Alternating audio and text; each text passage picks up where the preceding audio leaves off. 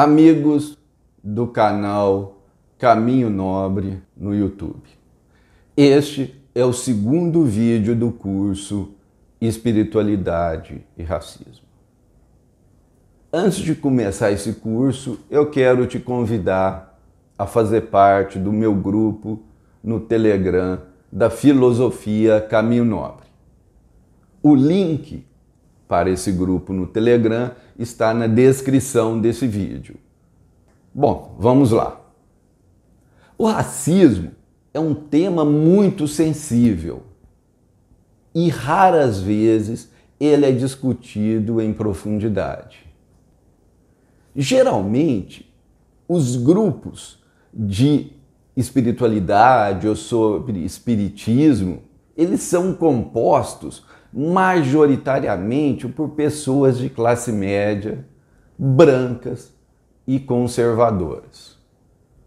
Principalmente o espiritismo kardecista tradicional, ele é composto por esse perfil. Basta você ver aonde estão a localização da imensa maioria dos centros espíritas, geralmente em bairros de classe média. Muitas dessas pessoas, e têm hoje o interesse em desenvolver a espiritualidade, nasceram e cresceram em famílias racistas.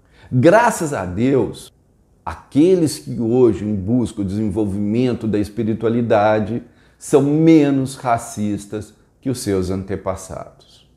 Existe uma melhora evidente nesse aspecto específico da vida social. Mas não se engane, a nossa sociedade, apesar de ter melhorado no quesito do racismo, ainda tem muito a progredir nesse tema. E aqui eu quero fazer um breve parênteses.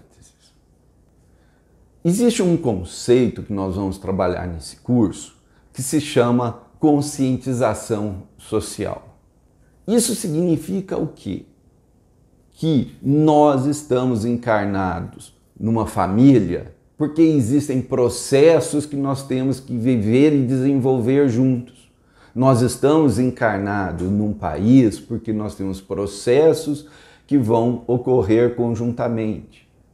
Se nós estamos encarnados numa cidade ou num grupo específico X, porque a evolução ela não é só para ser pessoal, ele é um processo grupal também. E daí que vem a ideia da conscientização social. Por quê?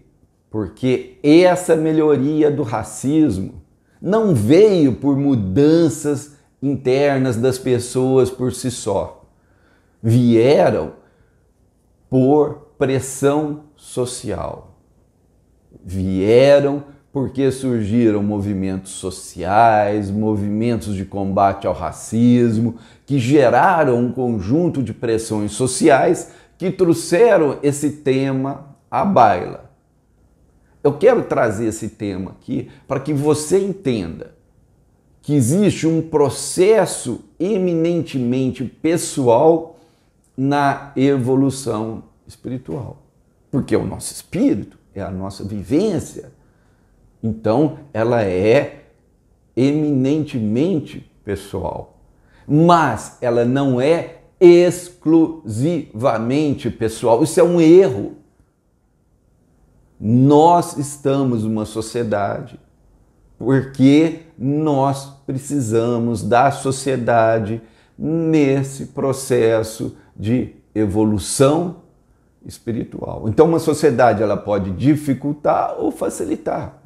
No caso aqui, é muito importante já começar com essa informação. Poucas pessoas diminuíram o seu racismo através de um esforço primário pessoal. A imensa maioria é fruto da conscientização social. Eu quero já fazer esse parêntese logo no começo, porque ele é muito importante. Nós temos que enxergar a evolução espiritual como ela é. Ela é parte dinamizada de dentro para fora do espírito e parte dinamizada de fora para dentro. É assim que a consciência funciona. Ela é sempre independente, ela precisa de conteúdos que vêm do inconsciente, do espírito, vibrações elevadas que chegam até a gente, ou vibrações baixas também vão nos influenciar, e bons exemplos ou maus exemplos que vêm da sociedade, pressões sociais, disputas de crenças, de percepções de mundo. Nós precisamos disso, por isso que Deus organizou a vida em sociedade. Então, eu estava falando que a gente está numa sociedade que diminuiu, sim, o racismo nos últimos, 40, 50 anos. E agora eu quero contar para vocês qual foi a minha inspiração para decidir realizar essa série de vídeos, esse curso sobre espiritualidade e racismo. Tudo começou com um link que recebi de uma palestra sobre esse tema. Essa palestra foi proferida por uma senhora negra muito simpática, uma simpatia de senhora. Mas o que me chamou a atenção foi que ela reproduz fielmente o pensamento conservador e negacionista sobre o tema do racismo. Ou seja, ela estava difundindo crenças, valores, percepções de vidas que, no fundo, vão atrapalhar o processo de conscientização social, o processo de ganho de consciência, o processo de criação de crenças saudáveis, crenças verdadeiras que vão servir para ajudar na evolução espiritual das pessoas. Ou seja, quando você tem esse tipo de pensamento negacionista, você está, na realidade, dificultando um processo de consciência social do racismo em nossa sociedade. Bom, é um pensamento, o dela, que nega a extrema gravidade do racismo. Ao negar a extrema gravidade do racismo, essa postura dificulta com que as pessoas enxergam e combata as manifestações cotidianas deste tipo de maldade. Porque o racismo, gente, é uma das formas da maldade aparecer na nossa sociedade. É uma das formas da maldade aparecer na cultura, nos relacionamentos do dia a dia. Quando você cria encobertamento, invisibilização, crenças falsas ou incompletas, você está, na realidade, ajudando a manter essa máquina do racismo, que continua extremamente forte, apesar de ter melhorado.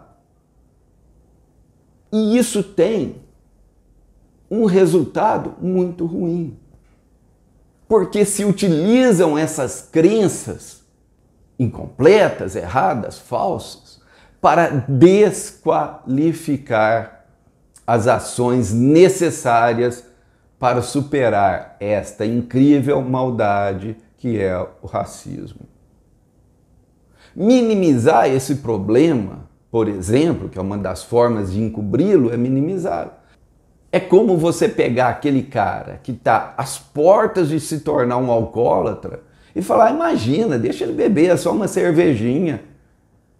Depois, esse cara vai se tornar alcoólatra. Ou seja, a gente não pode minimizar os problemas quando eles realmente existem. Porque quando a gente minimiza, a gente mantém e muitas vezes até piora a situação. E o pensamento conservador, como você vai ver nesse vídeo, ele é baseado na desqualificação daquilo que vão ser as propostas que vão gerar um futuro melhor. O pensamento conservador ele é essencialmente um pensamento desqualificante. Por isso que ele vive sempre julgando os outros. Bom, gente, eu quero dizer aqui que apesar dessa senhora ter sido a minha inspiração, e durante esse curso eu vou usar várias vezes falas, né, que surgiram nesta e em outras palestras que eu assisti com outras pessoas, quando eu vi esse tipo de crenças sendo divulgadas em vários lugares, eu falei, opa, peraí, isso aí é um bom motivo para eu trazer algo mais sadio, algo que vai realmente ajudar as pessoas. Essa pessoa, gente, eu não estou desqualificando ela, ela tem um valor dela, ela tem a história dela, por isso, inclusive, que eu não vou identificar nem quem é e nem aonde foi essa palestra ou todas as outras que eu assisti. A função desse curso é abrir espaço na nossa consciência para que a verdade domine as nossas mentes, para que a gente saia da fantasia e entre na realidade. Aqui não é um ato de criticar os outros, é um ato de análise da realidade. Existe por parte destas pessoas com pensamento conservador uma tendência a invisibilizar determinados problemas, determinados sofrimentos. E quando você invisibiliza, você está destruindo vidas, você está perpetuando sofrimentos, você está dificultando a reforma íntima. Nós vamos ver ainda nesse vídeo e principalmente nos próximos a dificuldade que é fazer reforma íntima com experiências de vidas que são baseadas em crenças deturpadas. Não é que é impossível, é possível a gente fazer a reforma íntima em qualquer situação, a gente elevar o nosso nível vibracional, a gente desenvolver, a gente superar preconceitos em qualquer situação. Só que se torna mais difícil, se torna mais complicado. Então, invisibilizar, seja o sofrimento do outro, invisibilizar, seja a situação que os outros vivem, significa nos tornar reprodutores e perpetuadores do problema. E nós perdemos a oportunidade não só de usar o melhor que existe em nós, mas a oportunidade de fazer o bem, a oportunidade de muitas vezes chegar para alguém que a gente ama e falar, meu, presta atenção, não é por aí não. Ou seja, colaborar com o progresso um do outro. E é por isso que nós vamos começar a discussão sobre o racismo, trazendo algumas características do pensamento conservador. O primeiro ponto do pensamento conservador é que ele, por princípio, o pensamento conservador é aquele que se esforça para conservar a realidade, tal qual existe. Então, na época da escravidão, o pensamento conservador é aquele que dizia, olha, por causa disso, daquilo, por causa dessa crença, dessa avaliação, nós achamos que o mundo foi organizado dessa forma, onde uns são senhores e os outros são escravos. Só que, obviamente, à medida que o tempo passa, o pensamento conservador ele também vai mudando, ele vai se adaptando, mas ele tem uma tendência ao quê? A querer conservar determinada realidade. E como é que ele faz isso? Ele faz isso usando duas estratégias básicas. De um lado, ele tende a idealizar o passado e, por outro, ele tende a negativizar as propostas que visam criar um novo futuro. Preste atenção. O negacionismo, ou seja, negar parte da realidade, é a alma do conservadorismo. Portanto, não existe conservadorismo sem negacionismo. Existe uma razão muito simples de ser desse jeito. Uma sociedade, ele é o fruto das nossas qualidades coletivas e das nossas imaturidades coletivas. Portanto, tem sempre o que mudar, o que transformar, o que evoluir. Como o pensamento conservador ele tende a idealizar o passado, em vez dele ir para frente, ele tem uma tendência a querer voltar para trás. Portanto, para fazer esse processo, ele tem que negar parte da realidade. E eu vou explicar aqui, utilizando um exemplo de algo que eu vivi com a mãe de um amigo meu. Isso daí foi mais ou menos na década de 80, lá por 1984, 85, por aí. Eu estava na casa desse meu amigo e estava conversando com ele, com a mãe dele e tudo mais. Num determinado momento da conversa, a mãe dele disse assim: "Ah, antigamente as mulheres eram mais respeitadas. Antigamente as mulheres eram mais respeitadas." Aí a conversa foi, papo vem, papo foi, né? E eles tocaram num assunto de uma parente deles lá, que estava se separando porque o marido, né, ela descobriu que faltava comida em casa, faltava coisas em casa, porque o marido pegava parte do salário e torrava no prostíbulo, tomando cerveja, mulherada e tudo mais. A parente dessa senhora, né, a mãe desse meu amigo, falou: "Pô, eu não quero, vou separar e tudo mais."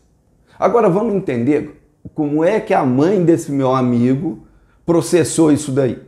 Lógico que esse é um caso extremo, mas eu estou usando esse caso extremo justamente para explicar o pensamento conservador. Aí ela comentou, né? A mulher não deve se meter no que o homem faz fora de casa. Ou seja, ela diz o seguinte, que a família se desagregou e a culpa era da mulher, porque a mulher foi se meter, a esposa, né, a prima dela, foi se meter no que o homem faz fora de casa. E que uma mulher não deve se meter no que o homem faz fora de casa. Mesmo que nesse caso faltasse as coisas dentro de casa, porque o cara ia para o prostíbulo gastar a grana da família. Então, veja só, esse exemplo obviamente ele é extremo, mas o que eu quero te dizer é o seguinte, ele tem muito claro o processo de idealização, a mulher era mais respeitada, mas você tem que negar uma parte da realidade. Uma parte da realidade que ela vivenciou, por isso que é a experiência de vida dela. Ela não tirou isso do nada, essa crença, esses valores, veio da experiência de vida dela, que naquela época já tinha mais de 60 anos. 60 anos, aonde ela presenciou centenas, milhares de situações e que gerou uma experiência de vida dentro dela, traduzida nessa crença. A mulher não deve se meter com o que o homem faz fora de casa. Aí é fácil, quando você nega uma parte da realidade, idealizar o passado, dizendo que a mulher, antigamente, as mulheres eram mais respeitadas.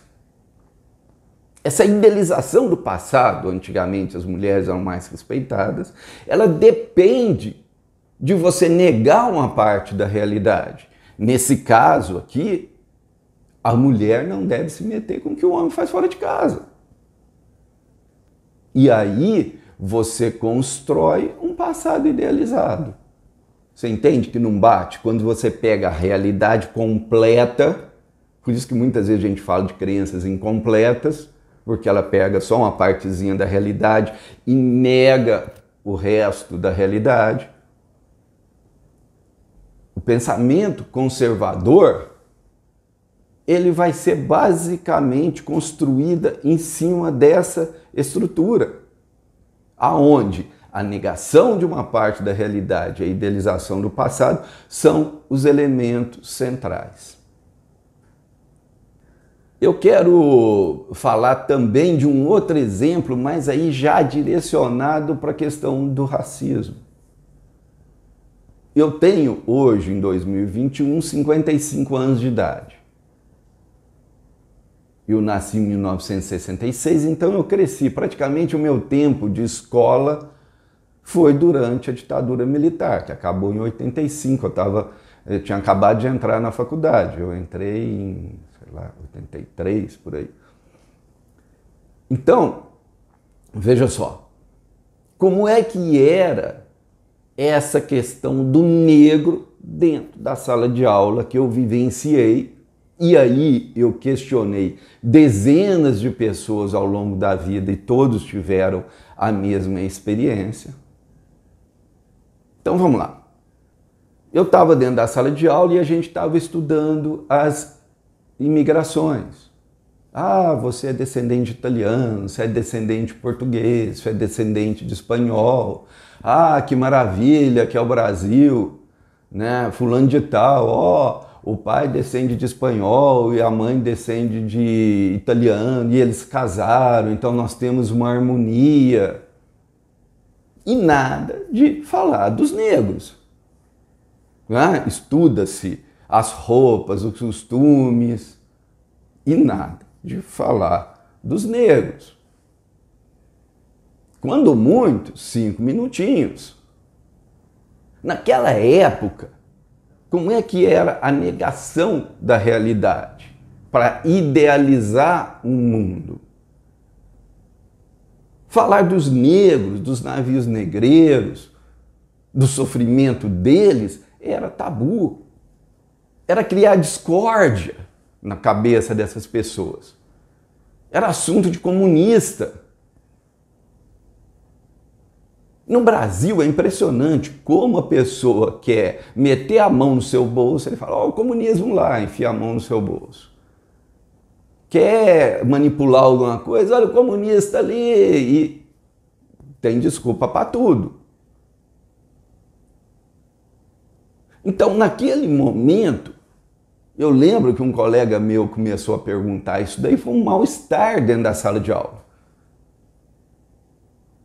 Porque uma forma de você não criar discórdia, como se já não existisse a realidade, era você negar ali, e você negava em sala de aula, aonde era um assunto tabu. Não podia dizer, olha, os negros vieram para cá como escravos, eles tinham uma religião tal, fazia tal coisa, isso, usava tal roupa. Seria tão simples, mas aí você teria que trazer a questão de que essa harmonia não era tão harmonia, naturalmente. Ou seja, para que o passado brasileiro seja menos problemático, os negros eram praticamente excluídos das aulas. Como tema, tá? Não como aluno, como tema. A ideologia conservadora da ditadura militar queria passar uma imagem falsa de que no Brasil havia uma harmonia entre as raças. Veja só, crença falsa leva à mentira. E se tem mentira, é muito mais difícil de solucionar um problema. De encarar um problema, aceitar o problema e procurar solução para esse problema. Ao contrário, quando você tem a mentira, você torna coisas que eram para ser tão simples, por exemplo, mostrar as roupas que os negros usavam na África. E tinha mais, gente, coisa que eu fui descobrir muito depois. Os índios que eles mostravam nos livros Era censurado ter índio brasileiro, era tudo índio americano. Quando eu descobri isso daí, eu falei, meu, que doideira. Você entende aonde que vai a invisibilização?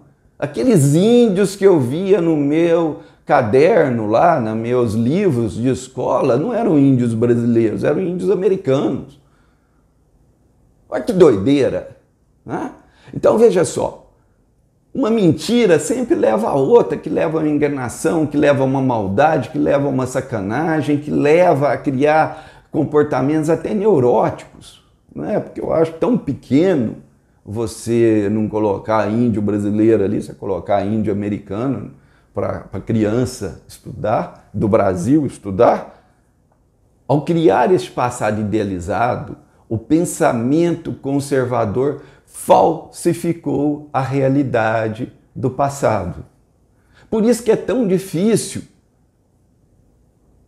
superar um problema. Imagina que você é um casal, aonde, sei lá, você tem um marido que só te engana, fala que vai mudar e não muda e tudo mais, torna-se muito mais difícil. Arranja desculpa, aí bota outra desculpa e resolve uma mentira com outra mentira, manipula dali, faz isso, faz aquilo, vira uma confusão. E é muito mais difícil resolver o problema, solucionar a situação. E era isso que a ditadura militar estava fazendo. Um processo de invisibilização, um processo de falsificação. Ou seja, você não pode descrever quem eram aquelas pessoas, quais eram as qualidades, quais eram os defeitos, quais eram as alegrias, quais eram os sofrimentos. A gente não pode negar que até a capoeira chegou a ser proibida no Brasil, porque era algo de negro. Tanto que se queria invisibilizar e negativizar o que vinha do outro. Desqualificar. Ninguém constrói uma vida boa em cima da invisibilização de um problema, em cima da desqualificação do outro, em cima de construir desculpas e maldades. Na vida da gente, a gente sabe disso, numa sociedade é igualzinho. Eu quero dar um outro exemplo para vocês entenderem o risco de invisibilizar, o risco e as consequências desse processo que eu estou falando aqui. Eu nasci em Minas Gerais, eu nasci numa cidade chamada Uberaba. E eu venho de uma família bem de vida lá em Uberaba. A gente não era dos mais ricos, era uma vida boa em termos financeiros. Então, no meu bairro e nos bairros dos ricos, tinha água, asfalto, esgoto, luz, coleta regular de lixo, limpeza das vias públicas, tudo que você imaginar. E mais, a água era barata, a luz era barata. No bairro, onde tinha lá principalmente os negros, tinham brancos pobres também, tá, gente? Mas eram principalmente negros, não tinha quase nada ou nada. Não tinha água, não tinha esgoto, a maioria não tinha luz. Ou seja, o dinheiro público, o dinheiro, por exemplo, da prefeitura, era gasto com os ricos e só com eles. No bairro do pobre não tinha coleta de lixo. Você andava lá, e eu andava de bicicleta, era aqueles entulho de lixo, mosquito e tudo mais, tudo jogado. E as pessoas achavam normal o gasto público ser feito desse jeito. Vocês entenderam o que acontece no processo de invisibilização, de negativização dos outros e de desqualificação das outras pessoas? As pessoas achavam normal, a crença deles, a percepção de mundo, a experiência de vida, é que aquilo era normal, era desse jeito mesmo, a pessoa nem notava. Eu e meus amigos que andávamos de bicicleta pela cidade inteira, a gente não tinha uma consciência do que estava acontecendo e que aquilo era um absurdo. Porque era normal, era o mundo que a gente vivia, era a experiência que a gente tinha. Agora presta atenção no maior absurdo que tinha. Se você pegar o jornal da época lá, você vai ver que tinha, por exemplo, 2 gastos públicos que eles colocavam como prioridade. O estádio de futebol da cidade, porque construíram um estádio de futebol e não terminaram ele, né? Então tinha que terminar, que era uma vergonha para a cidade. Ou seja, deixar crianças brincar no meio do lixo não é vergonhoso. Isso é o fruto da invisibilização, isso é o fruto da maldade. Mas é vergonhoso para a cidade ter um estádio que não foi terminado, que tem uma parte dele que precisava construir. E melhorar o aeroporto. O que era o aeroporto da cidade? Era um lugar onde praticamente os fazendeiros ricos, que tinham bastante lá, pousavam o avião deles. Ou seja, o bairro, gente, atrás desse aeroporto, chamava Vila do Passo Preto. Era um dos bairros mais pobres da cidade. Não tinha nada, absolutamente nada, de recurso público. E lógico que as pessoas mais ricas achavam a coisa mais normal do mundo utilizar o dinheiro público para gerar mais bem-estar para elas.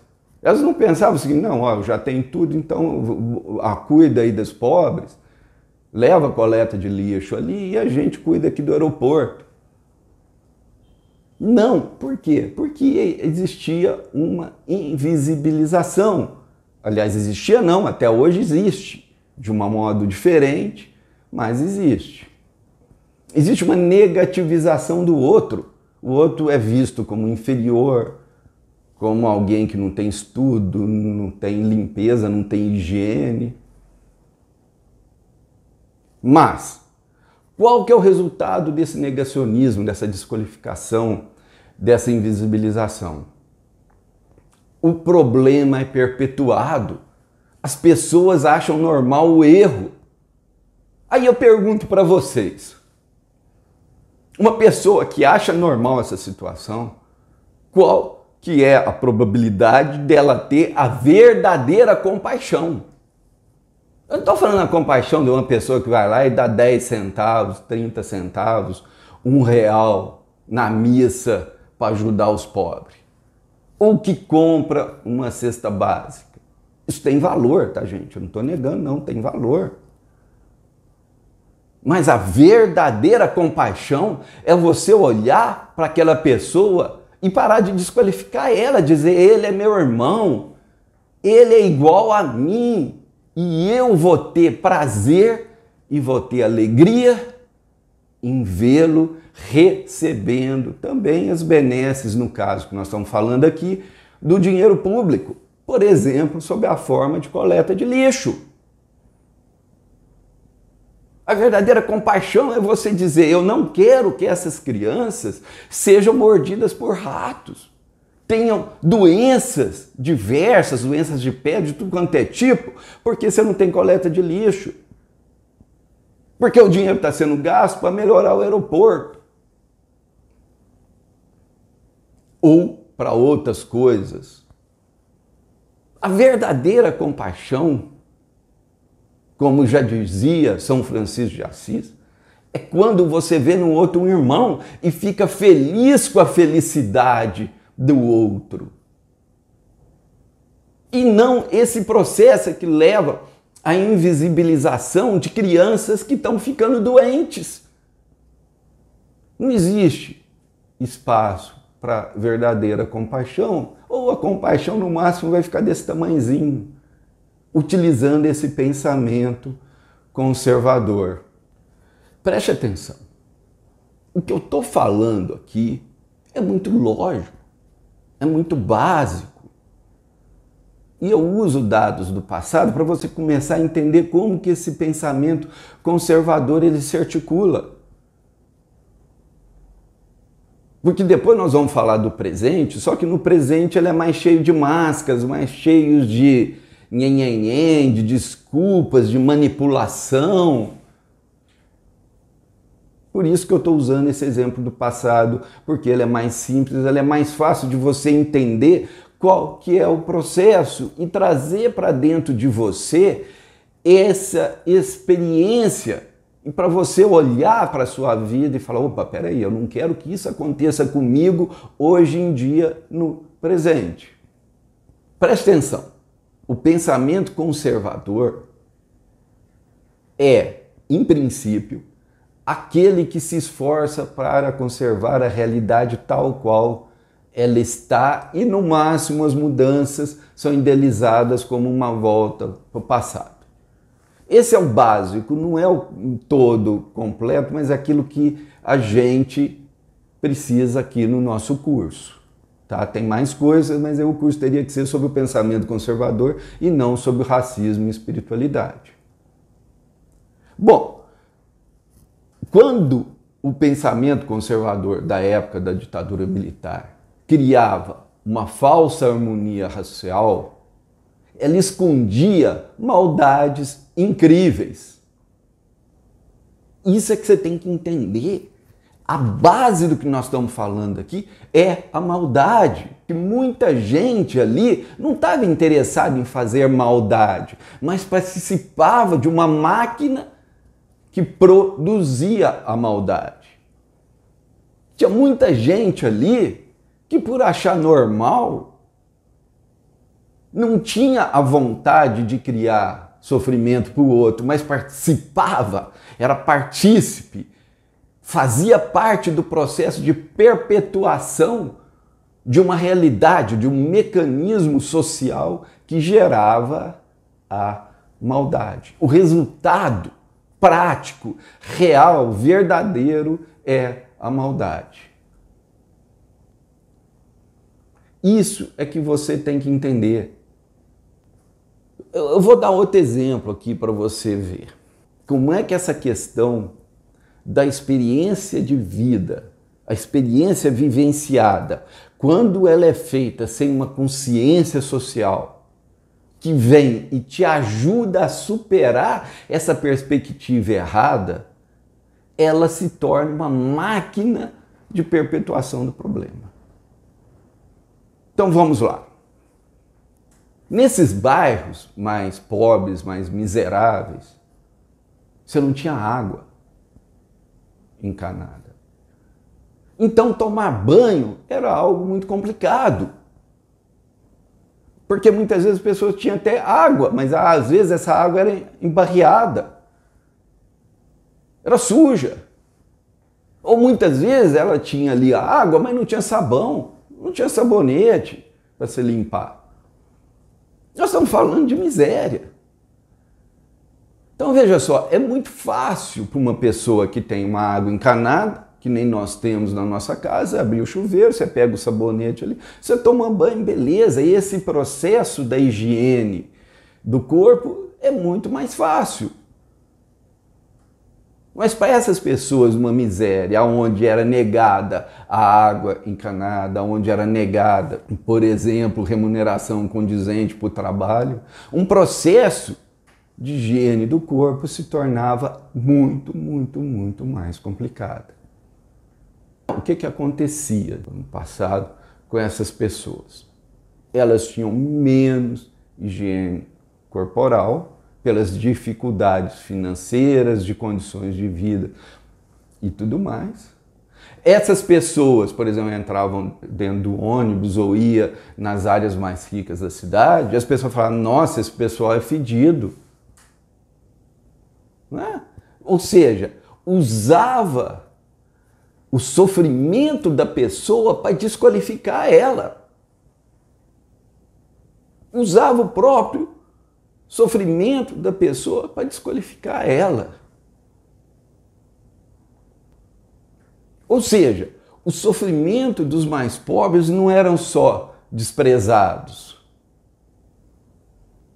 O sofrimento deles não eram só invisibilizados. Os frutos desses sofrimentos também eram usados para detonar essas pessoas. Eu dei o exemplo da higiene corporal. Poderia dar outros aqui, muitos outros.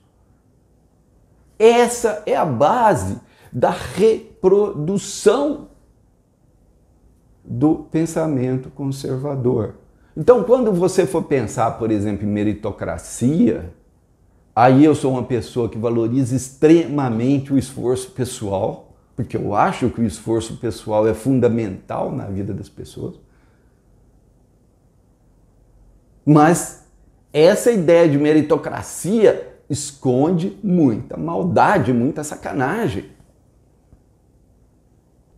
Porque você pega uma pessoa a quem você joga o salário mínimo lá para baixo, quando essa pessoa trabalhava para receber um salário mínimo, pensa bem, hoje o salário mínimo é quase R$ 1.200, nós estamos em 2021, quase 2.000. Na época aí do Lula e da Dilma, ele cresceu acima da inflação, então ele teve um ganho real. Eu tive pesquisando isso daí, infelizmente deu um problema aqui no meu computador, eu tinha esse dado certinho, mas se fosse pegar, por exemplo, em 1970 e tantos ali, o salário mínimo em valores trazidos para hoje seria algo em torno de 700, 800 reais. Nas próximas aulas eu vou ver se eu trago esse valor certinho. Então a pessoa trabalhava o dia inteiro para ganhar ali, quando ganhava o salário mínimo, sei lá, 700 reais para sustentar ele e a família dele. Para morar num lugar onde não tinha água encanada, onde tinha um monte de dificuldades ali. Ou seja, a condição social, ela é fundamental para determinar a vivência da pessoa. Isso parece tão simples, mas o pessoal que vai buscar o conhecimento da espiritualidade muitas vezes se esquece disso. Acha que é tudo individual, individual, individual, individual, e não é. Eu quero lembrar aqui para vocês o seguinte: nós vamos trabalhar futuramente mais esse conceito, mas a escravidão acabou por uma pressão social, tá? Essas áreas das cidades começaram a receber mais investimento público por pressão social. Não foi pela reforma íntima, não foi pelo ganho de consciência dos mais ricos, nada disso. Foi pela pressão social, quando essas pessoas mais pobres começaram a exigir os direitos dela. Mas daqui a pouco a gente volta nisso daí. Vamos voltar para o pensamento conservador. A alma do pensamento conservador é o desprezo por parte da realidade. É a negação de parte da realidade. É desta forma que o pensamento conservador consegue falsificar a realidade e conservar o presente sem mudanças ou com poucas mudanças, mudanças só cosméticas, mudanças só superficiais. Tá certo? Então esse processo de invisibilização é muito sério, esse processo de negativização do outro, o processo de não reconhecimento da vida, da experiência sob a perspectiva do outro é gravíssimo. Porque isso faz parte de um processo de maldade, um processo de perpetuação de sofrimento, de mecanismos aonde as pessoas usam para expressar o ódio, a raiva, o rancor, a frustração da vida, jogando em cima do outro. Bom, existe um outro lado disso daí que a gente tem que tomar muito cuidado. O segundo aspecto desse processo de falsificação da realidade é negativizar quem quer agir no presente para mudar o futuro. Ou seja, a pessoa que chega com uma proposta, fala, olha, vamos mudar nisso daqui, porque o nosso futuro vai ser melhor. Essa pessoa, ela é negativizada. O primeiro movimento do pensamento conservador não é avaliar a situação, pensar no progresso, na melhoria e tudo mais. Ele já acostumou, se tornou condicionado para ele negativizar, criticar, julgar, invisibilizar. Então ele vai negativizar quem quer agir no presente para mudar no futuro. Isso fica muito claro no exemplo da mãe do meu amigo que eu trouxe aqui para vocês. Ou seja, lembra, ela dizia o seguinte, que uma mulher não deve se meter no que o homem faz fora de casa. E chega alguém e fala, não, ela tem que se meter mesmo, porque afinal de contas, se o cara traz doença para ela, como é que fica? Se o filho dela deixa de ter um remédio porque o cara gastou num puteiro, como é que fica? Então, veja só, essa pessoa que fala que a mulher ela tem que enfrentar a realidade, que ela tem direitos, que ela tem que se impor no sentido positivo do termo, essa pessoa é negatividade, ela está trazendo um conflito. Ela está aumentando os problemas, ela está criando desarmonia, mas na realidade ela não está criando, ela está expressando uma realidade. Mas o primeiro movimento do pensamento conservador é conservar, e para conservar ele treinou criticar, ele treinou negativizar, ele treinou falar mal, ele treinou invisibilizar. O pensamento conservador, por si só, ele é uma máquina de destruição, uma máquina de crítica, uma máquina de julgamento, uma máquina de desqualificação. Nesse sentido, quando a gente quer resolver um problema, o que a gente tem que fazer? A gente tem que entender o que é positivo, o que é bom naquela situação e o que é negativo. A gente tem que enxergar o problema na sua inteireza, na sua totalidade, para então falar, olha, vamos preservar aqui o que é bom, mas vamos acrescentar isso daqui que está errado, a gente pode melhorar nisso daqui, a gente pode desenvolver, a gente pode progredir, a gente pode evoluir, é um processo de aprendizado. Mas para isso a gente tem que enxergar a realidade como ela é. E na hora que você olha para a realidade como ela é, você vai enxergar os conflitos.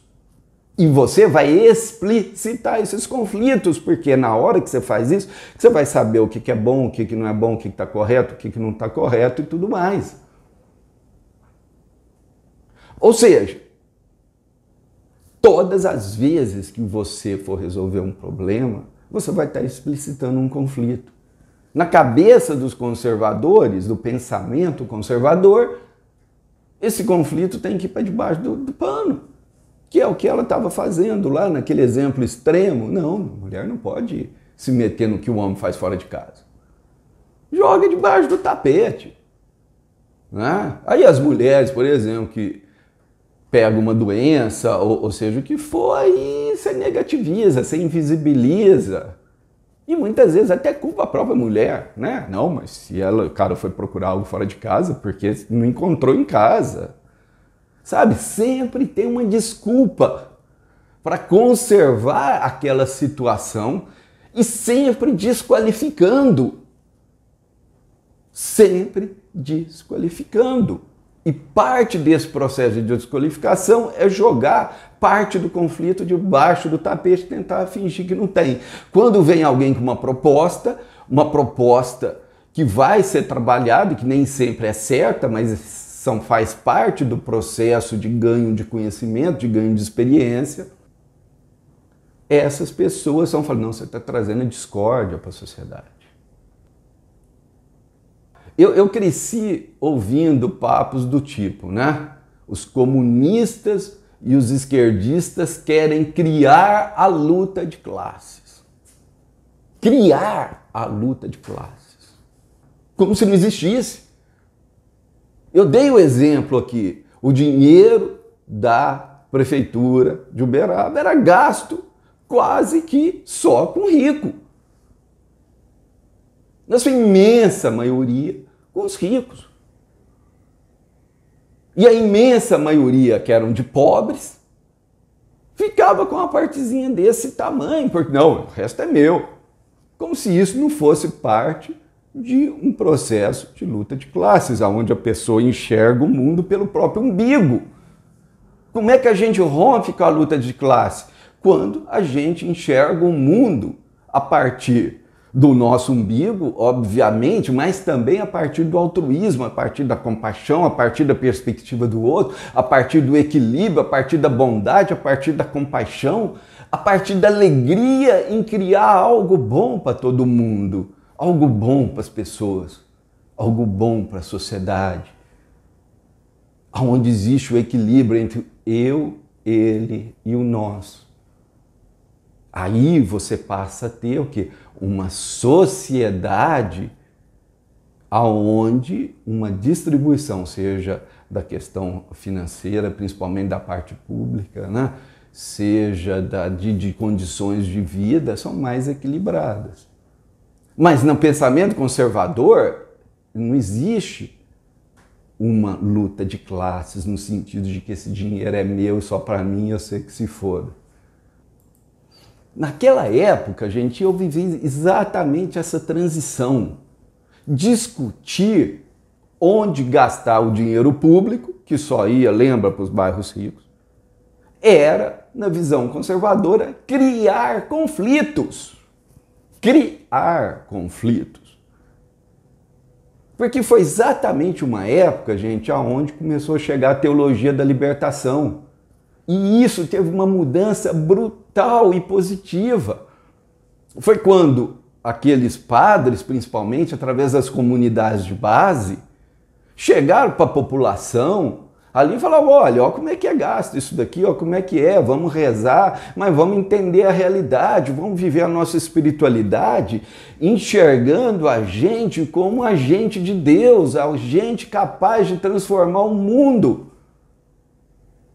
Aí essas pessoas começaram a falar, opa, peraí, mas por que aqui no meu bairro não tem coleta de lixo? E aí os conservadores falaram, tá vendo? Tá criando conflito. Eles não pensaram assim, poxa vida, é verdade, lá não tem coleta de lixo, então vamos nos esforçar para a cidade inteira ter coleta de lixo. Não, não foi, imagina, porque você tem uma negativização, você tem um processo de negação, de desqualificação. Por isso que o conflito fica explicitado. Por isso que o conflito fica explicitado. Por quê? Para uma proposta simples como essa, que hoje em dia, nós estamos em 2021, estou falando isso daí da década, final da década de 70, década de 80, hoje, para a gente, graças a uma pressão social e graças ao fruto, principalmente da teologia da libertação, e eu não sou católico, tá, gente? Não sou espírita. Mas esse foi um grande ganho. Hoje nós olhamos para a nossa realidade e pensamos, poxa vida, ter coleta de lixo é um direito de todos. Todos precisam ter isso para ter uma vida melhor. Mas não era assim.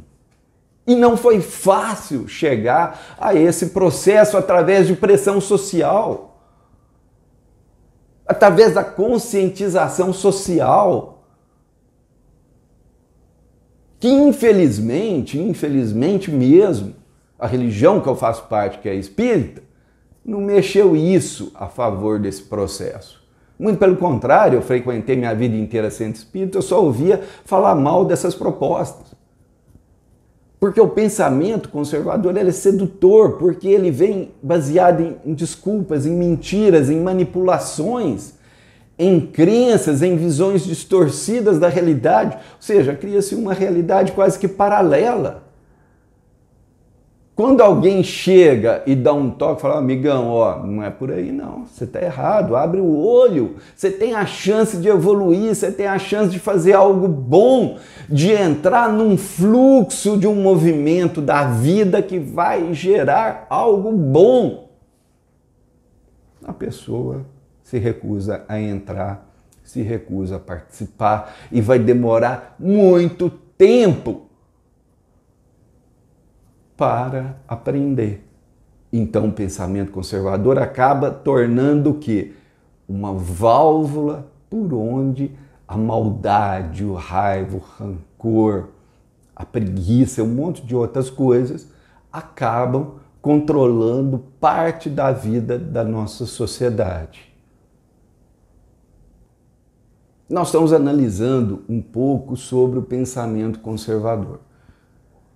E eu quero dizer o seguinte, eu venho desse mundo e eu tenho muito carinho, muito amor para aquelas pessoas que estavam ao meu lado, pelos meus professores da escola, por todas essas pessoas que me ajudaram a construir o que eu sou. Então não pensa que é só coisa ruim, não é só coisa ruim, não, existem coisas boas ali. É que aqui o foco está sendo espiritualidade e racismo. A forma como o pensamento conservador ele ajuda a manter a máquina do racismo em pé.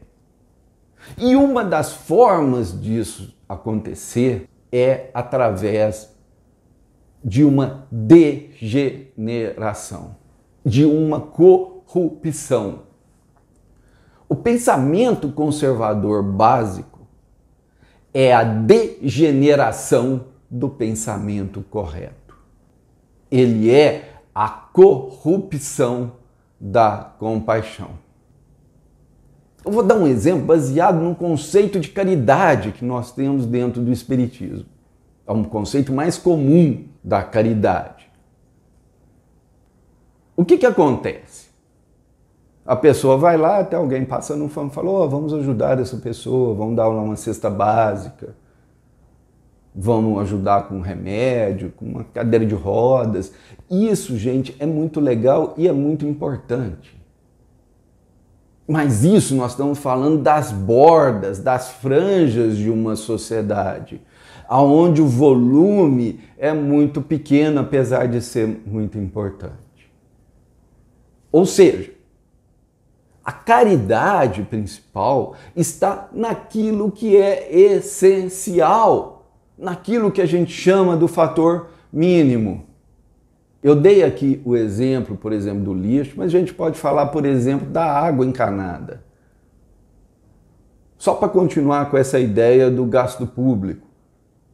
Ou seja, uma água encanada vai poupar uma quantidade brutal de remédios que essas crianças e esses adultos vão ter que tomar ao longo da vida.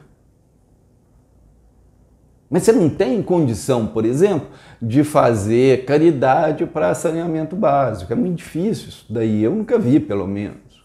Mas nós temos como ter política pública para esse tipo de coisa. Política pública é um dos elementos mais importantes através do qual a compaixão pode existir, a caridade pode existir. Porque a política pública envolve o equilíbrio, envolve enxergar o outro, envolve valorizar o outro verdadeiramente. Porque senão você entra num mundo de hipocrisia. Por isso que o pensamento conservador é a degeneração do pensamento correto. Primeiro você invisibiliza a pessoa, depois você negativiza ela, depois você desqualifica e depois você tira dessa pessoa uma remuneração adequada, você deixa ela doente, você deixa ela viver do lado do lixo, do rato, e depois você fala, ai meu Deus, eu vou recolher sapato velho para essa pessoa. Isso é importante? Lógico que é. A ação social ela é extremamente importante, mas quando ela vem apoiada num processo anterior de desqualificação, quando ela vem apoiado num processo anterior de invisibilização, ela é apenas parte de um processo de hipocrisia, de maldade. É uma forma de você colocar um verniz pequenininho numa maldade monstruosa. É importante você entender que a função desse curso é abrir os seus olhos, aumentar a sua consciência para que nós deixamos de ser parte de uma engrenagem social que gera sofrimento e destrói vidas. Mesmo quando a gente não quer fazer isso conscientemente. Por isso que tem que ter conscientização. Por isso que tem que ter conscientização. Um dia eu, Regis Mesquita, andei de bicicleta em bairro de pessoas pobres, vi aquele monte de lixo, aquela sujeira, aquele tipo de coisa, e não entendia o processo pelo qual estava acontecendo. Eu não estava ali pensando, poxa vida, essas pessoas têm que viver no lixo mesmo. Não estava. Eu estava ali só andando de bicicleta.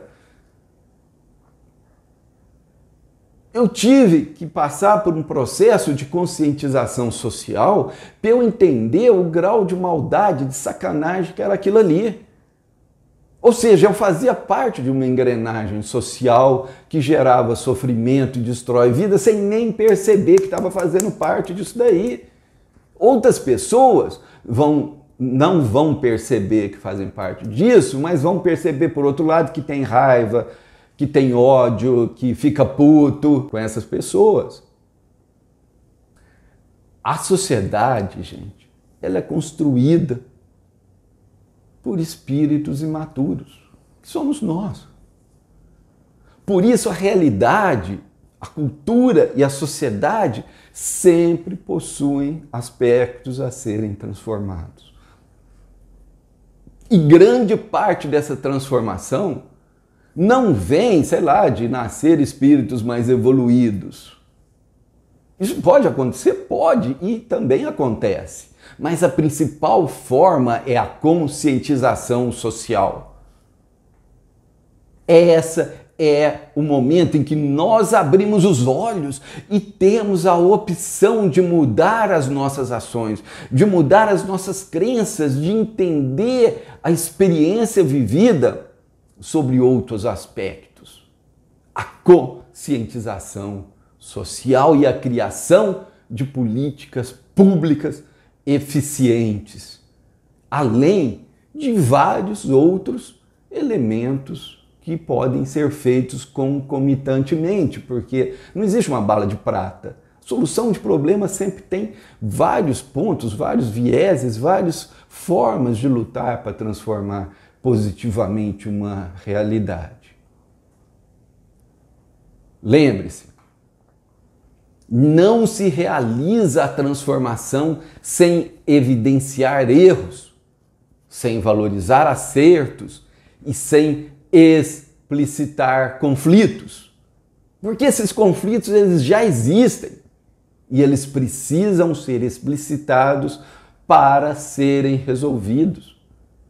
A ideia não é criar briga por brigar simplesmente. A ideia é criar a luta, a batalha da onde você cria consciência e dessa consciência gera-se propostas, gera-se ideias, gera-se inovações, gera-se a oportunidade do amor fluir, da compaixão fluir, de criar algo com mais equilíbrio, algo com mais bom senso.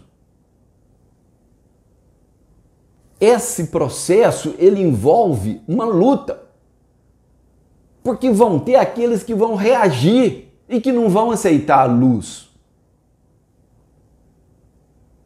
Ou você acha, por exemplo, pega um exemplo simples, você está num lugar lá que só tem bandido, você fala, gente, vamos ser honestos, não sei o quê, porque a vida vai melhorar, vai ter mais equilíbrio e tudo mais, as pessoas falam, pô, legal, então a partir de agora nós vamos deixar de ser bandido? Não! Vão ter aqueles que vão falar, pô, meu caminho é esse, e vão ter aqueles que vão reagir. Isso vale para tudo dentro de uma sociedade. Essas crenças imaturas, essas crenças erradas, essas crenças falsas, vão lutar para continuar existindo. Essa engrenagem social vai continuar sendo mantida por essas pessoas, por essas situações. Bom, eu vou terminando a aula de hoje. No próximo vídeo, nós vamos falar muito sobre um outro aspecto desse processo de transformação que permite com que o melhor de nós venha para fora, que é a luta entre a realidade e a fantasia, a batalha entre a verdade e as crenças, e preparar a nossa mente para reconhecer o sofrimento do outro e desenvolver a compaixão. Lembre-se, aqui nós estamos falando de espiritualidade e racismo. Portanto, o nosso foco é o desenvolvimento espiritual. Mais uma vez eu quero convidar vocês para fazer parte do nosso grupo no Telegram da Filosofia Caminho Nobre. Na descrição desse vídeo aqui vai ter o link para você fazer parte do nosso grupo.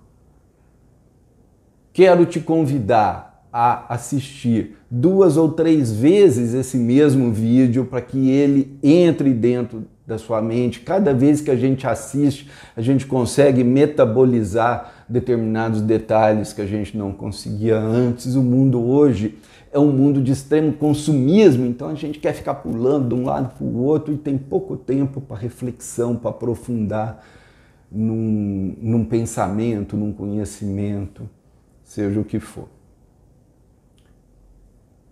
Paz e bem, até mais.